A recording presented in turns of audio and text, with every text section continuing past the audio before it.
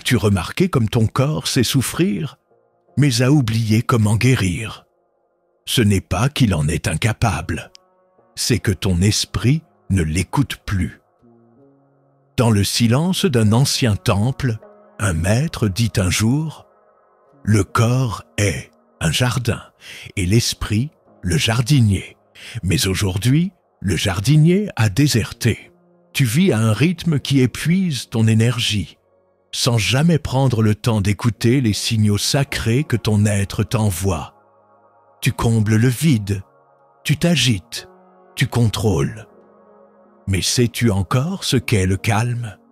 Le vrai, il existe des pratiques anciennes, oubliées par le monde moderne, mais toujours vivantes au cœur du Dharma. Des techniques de rééquilibrage profond, issues des enseignements bouddhistes, qui permettent au corps et à l'esprit de retrouver leur lien originel. Des gestes simples, des respirations sacrées, des rituels naturels. 8 clés de sagesse que je vais te transmettre aujourd'hui. Tu n'as pas besoin de croire, tu n'as pas besoin de comprendre. Tu as juste à t'ouvrir et à écouter. Avant d'aller plus loin, je t'invite à t'abonner à cette chaîne si ce n'est pas encore fait et à rester jusqu'à la fin. Car la dernière technique pourrait transformer à jamais ta relation à la souffrance et peut-être à la vie elle-même. Pourquoi avons-nous oublié que le corps est capable de s'auto-guérir? Pourquoi vivons-nous comme si la guérison venait toujours de l'extérieur, d'un médicament, d'un thérapeute, d'une solution instantanée? La vérité est simple, nous avons rompu le lien entre notre esprit, notre souffle et la nature. Et pourtant, les anciens savaient. Les maîtres du Dharma n'avaient pas besoin de laboratoire ou de diagnostics sophistiqués. Ils savaient écouter. Écouter le corps, écouter le souffle, écouter l'univers. Dans le Dhammapada, il est dit « Tout ce que nous sommes est le résultat de ce que nous avons pensé. L'esprit est tout. Nous devenons ce que nous pensons. » Ce n'est pas une métaphore, c'est une loi. Le mental déséquilibré engendre la souffrance. Le mental apaisé invite la guérison. Mais le monde moderne s'est construit sur l'inverse, la fragmentation. Corps d'un côté, esprit de l'autre. On traite les symptômes sans jamais guérir la racine.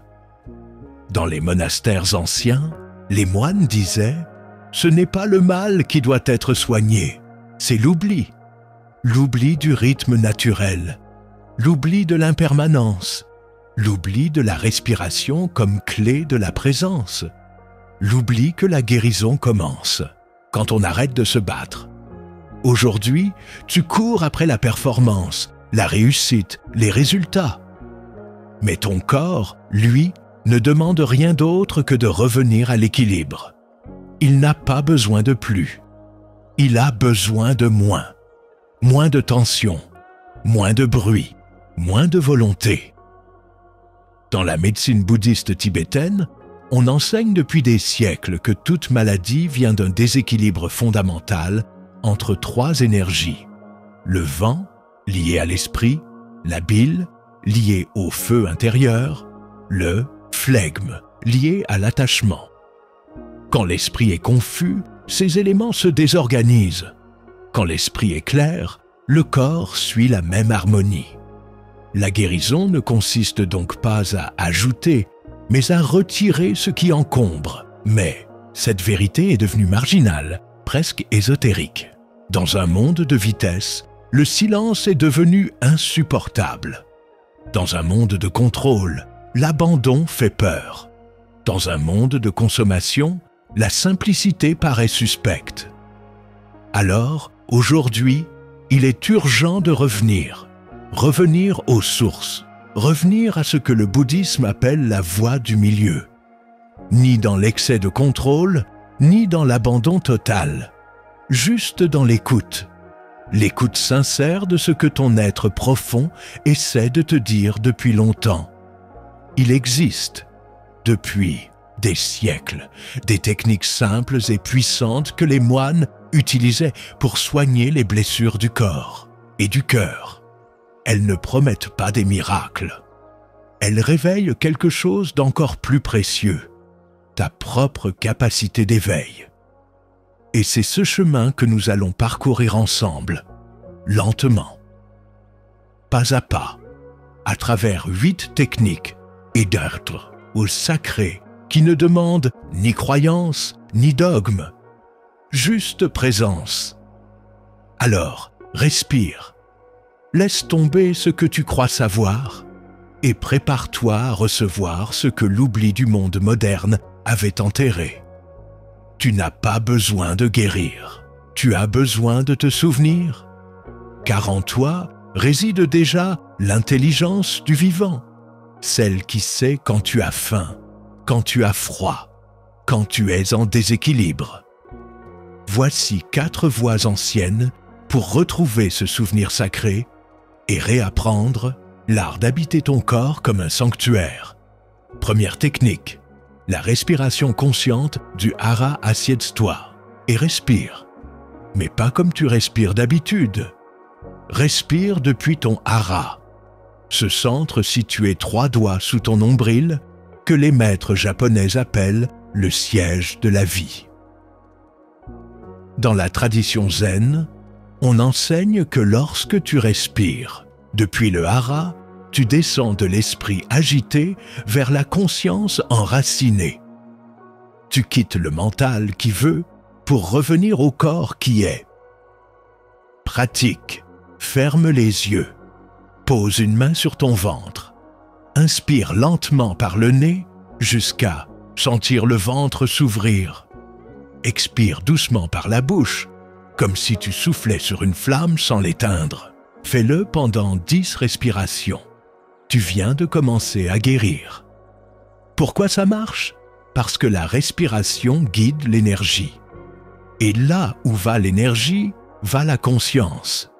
Et là où va la conscience, le corps commence à se réparer. Deuxième technique, l'observation silencieuse des douleurs. Ne fuis plus la douleur. Regarde-la. Respire avec elle. Car ce que tu fuis persiste. Mais ce que tu observes en pleine présence se transforme. Dans les monastères de Birmanie, les moines pratiquent ce qu'on appelle vipassana, l'observation directe. Ils s'assoient pendant des heures, non pas pour éliminer la souffrance, mais pour apprendre à la connaître. Pratique. Lorsque tu ressens une douleur, physique ou émotionnelle, ne la juge pas. Dis-toi intérieurement, voici une tension. Voici une sensation changeante. Respire dans cette zone. Donne-lui ton attention au lieu de ton rejet. Tu verras. Parfois, la douleur parle. Et ce qu'elle dit, c'est « Merci de m'avoir vu ». Troisième technique, l'usage sacré des plantes de paix. Les anciens moines connaissaient les plantes non pas comme des remèdes isolés, mais comme des alliés d'harmonie. Ils buvaient des infusions non pas pour guérir, mais pour revenir à l'équilibre.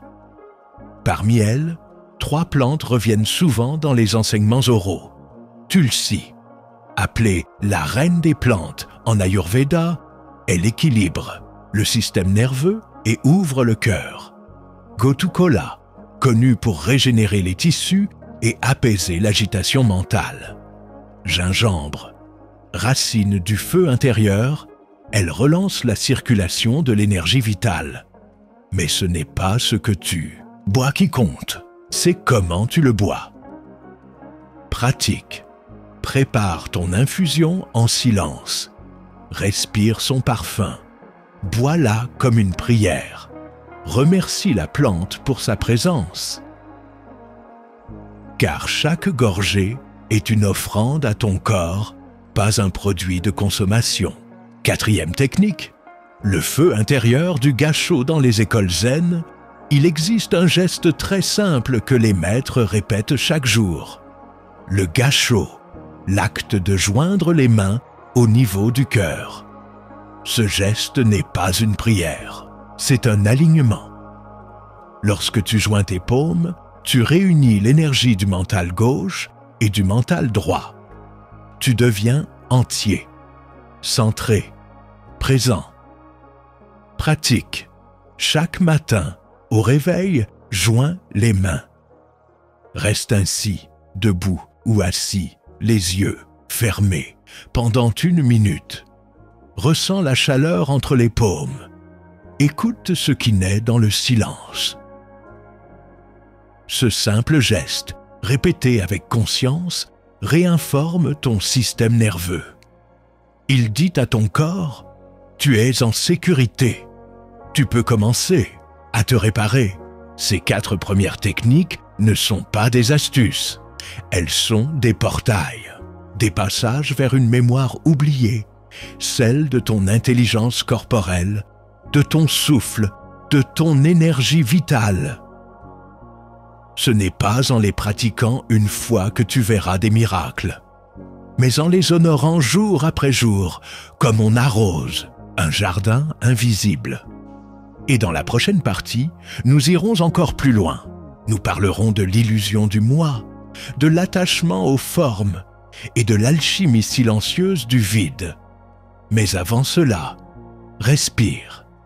Laisse ce que tu viens d'entendre s'imprégner doucement. Tu peux mettre un pansement sur une blessure, mais sur une blessure de l'âme, il faut une autre médecine. Le Bouddha a enseigné que toute souffrance naît de l'attachement. Mais rares sont ceux qui comprennent que cet attachement n'est pas seulement émotionnel. C'est aussi un attachement à l'idée de soi, à l'idée du contrôle, à l'idée que guérir doit être visible, rapide, définitif. La véritable guérison ne fait pas de bruit. Elle est lente, souvent invisible.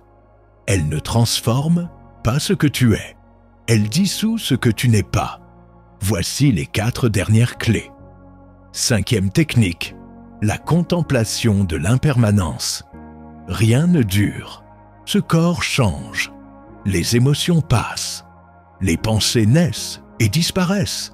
Et pourtant, tu souffres chaque fois que tu veux retenir, figer, stabiliser.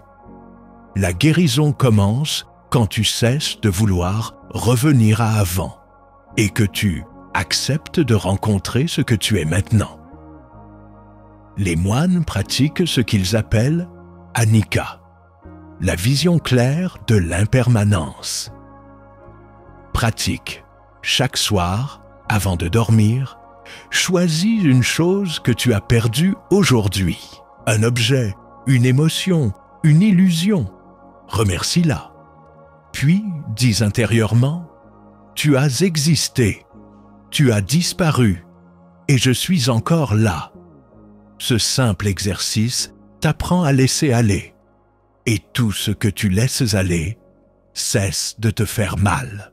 6e technique, le rituel du silence intérieur. Nous vivons dans un monde où tout parle. Notifications, informations, pensées incessantes. Mais le silence est un guérisseur oublié. Les moines pratiquent le noble silence, non pour se taire, mais pour écouter ce qui ne peut être dit. Pratique. Choisis un moment de la journée, même 10 minutes. Aucun téléphone, aucun mot, aucun objectif. Assieds-toi, ferme les yeux, laisse tout remonter. Ne juge rien, ne retiens rien. Ce n'est pas du vide que tu entends. C'est toi, enfin sans masque. Et ce soi nu, silencieux, est déjà en train de guérir. 7e technique, l'offrande du souffle aux émotions. Dans le bouddhisme tantrique, on enseigne que chaque émotion est une forme d'énergie mal dirigée. La peur, la colère, la tristesse, ce ne sont pas des ennemis, ce sont des guides. Mais quand tu les refoules, elles se logent dans ton corps. Elles deviennent tension, maladie, déséquilibre. La guérison commence quand tu offres à chaque émotion ton souffle. Pratique. Quand une émotion monte, au lieu de l'éviter ou de l'exprimer brutalement, fais une pause. Inspire profondément et à l'expiration, imagine que tu déposes cette émotion au centre de ton cœur. Répète 3 fois, puis observe. Tu ne l'as pas détruite, tu l'as transmutée. 8e technique, la vacuité bienveillante. Voici l'enseignement le plus difficile à entendre, mais peut-être le plus libérateur. Tu n'es pas ce que tu crois être. Tu n'es pas ce corps. Tu n'es pas cette histoire.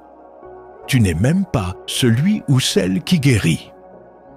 Dans la tradition Mahayana, les maîtres parlent de shunyata, la vacuité.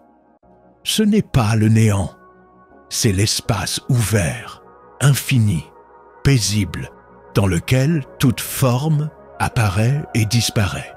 Quand tu médites profondément, tu touches parfois cet espace. Tu n'es plus un moi qui veut aller mieux.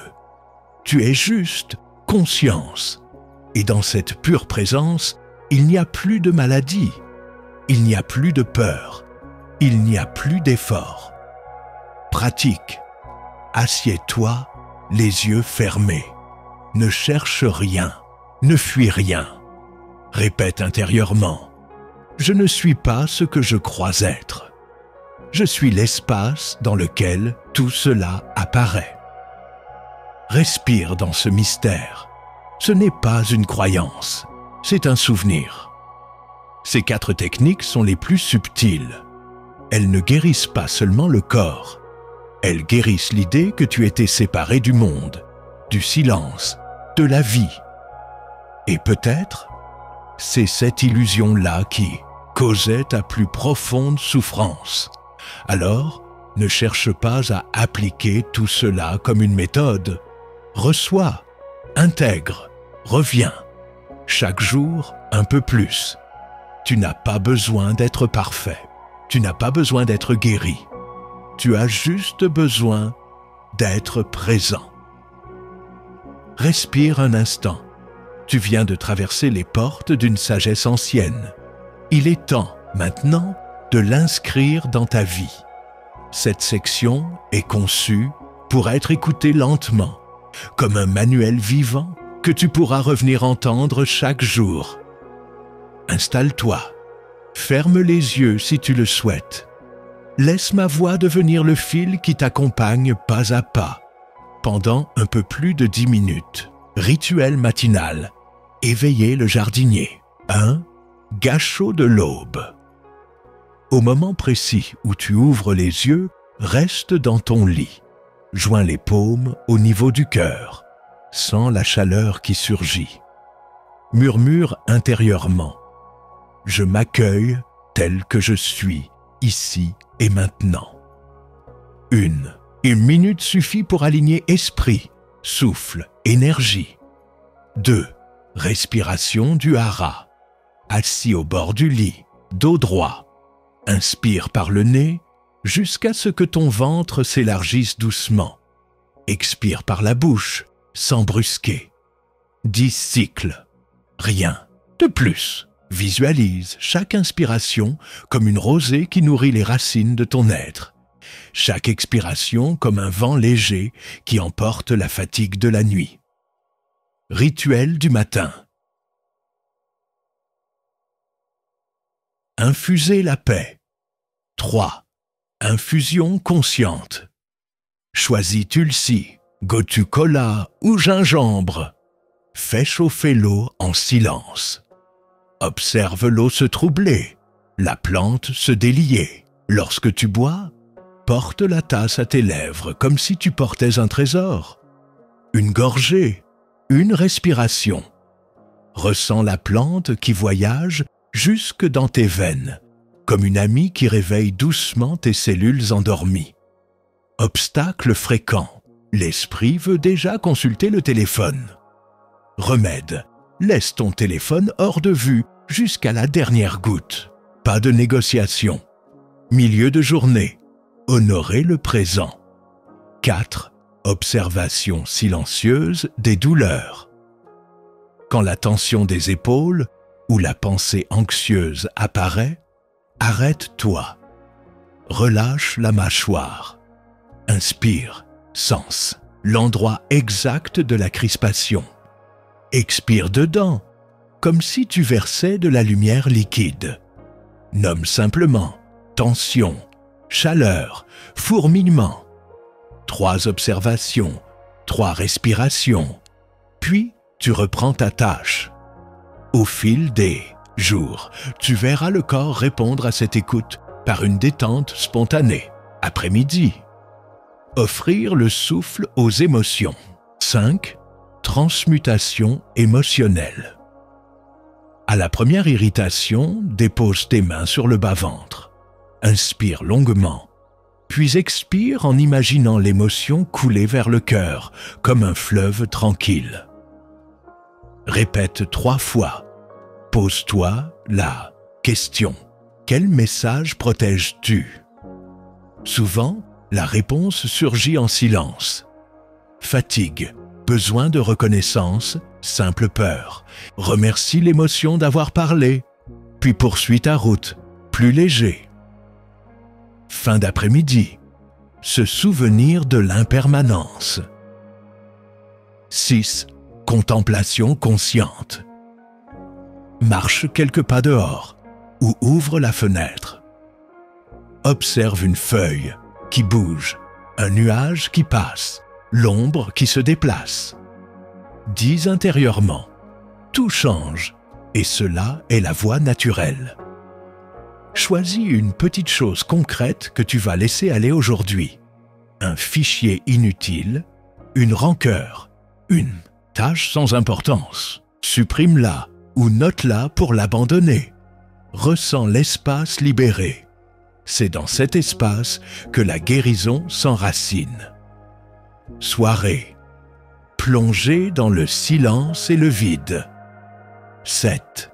Rituel du noble silence. Après le repas, éteins tous les écrans. 10 minutes, aucun mot. Assieds-toi dos droit, mains sur les genoux. Laisse monter les bruits du mental. Liste, regret, anticipation. Regarde-les défiler comme des lucioles nocturnes. Chaque fois qu'une pensée insiste, réponds par un sourire intérieur.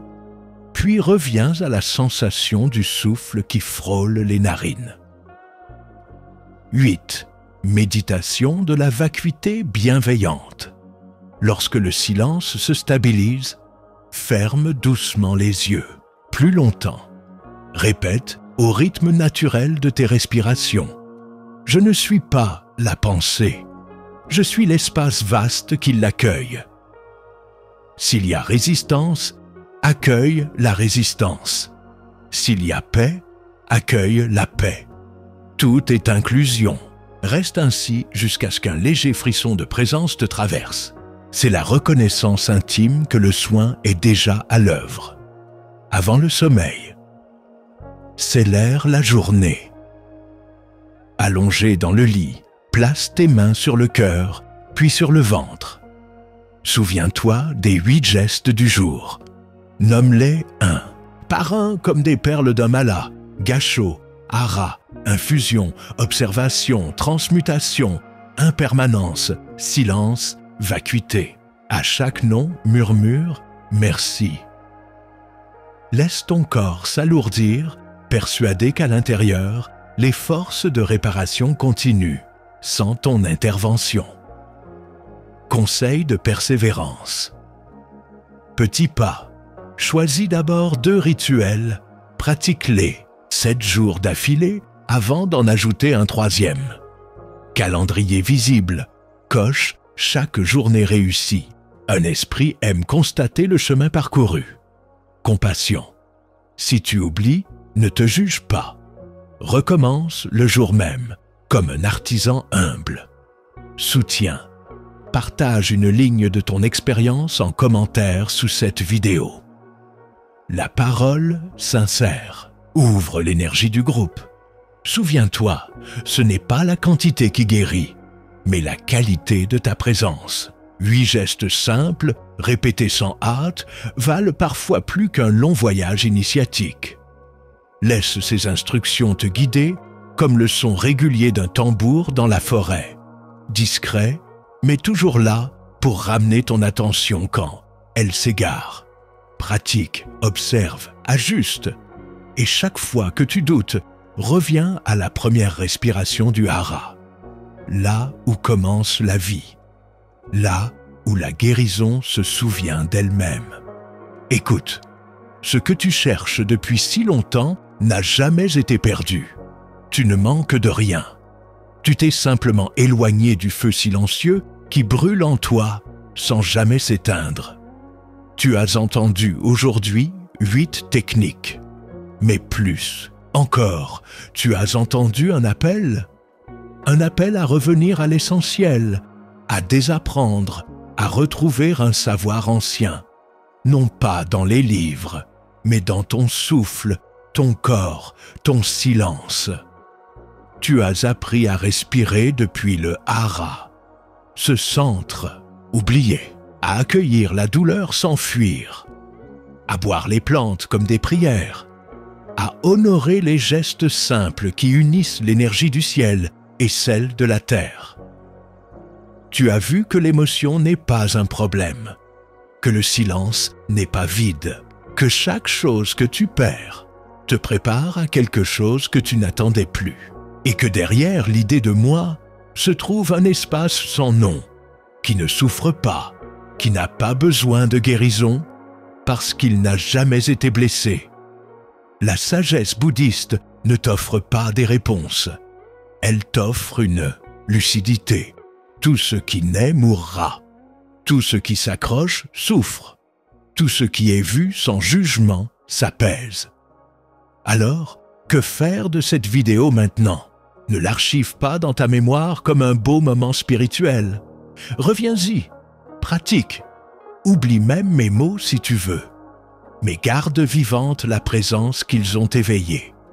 Et si ton esprit te dit « ce n'est pas assez, je veux plus », rappelle-toi, le chemin vers l'éveil ne passe pas par plus.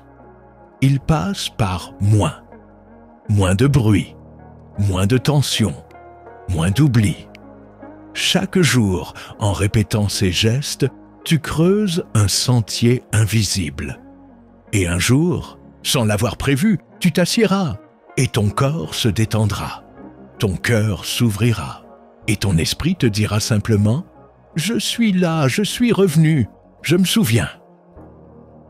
Si ce voyage a touché quelque chose en toi, je t'invite à t'abonner à cette chaîne. Pas par habitude, mais comme un engagement symbolique envers ton propre chemin. Partage en commentaire la phrase ou la pratique qui a résonné le plus en toi. Cela ne servira pas à l'algorithme. Cela servira aux autres voyageurs du silence, ceux qui, comme toi, cherchent à guérir autrement. Et surtout, reste jusqu'à la prochaine vidéo, car la voie ne s'arrête pas ici. Elle commence maintenant.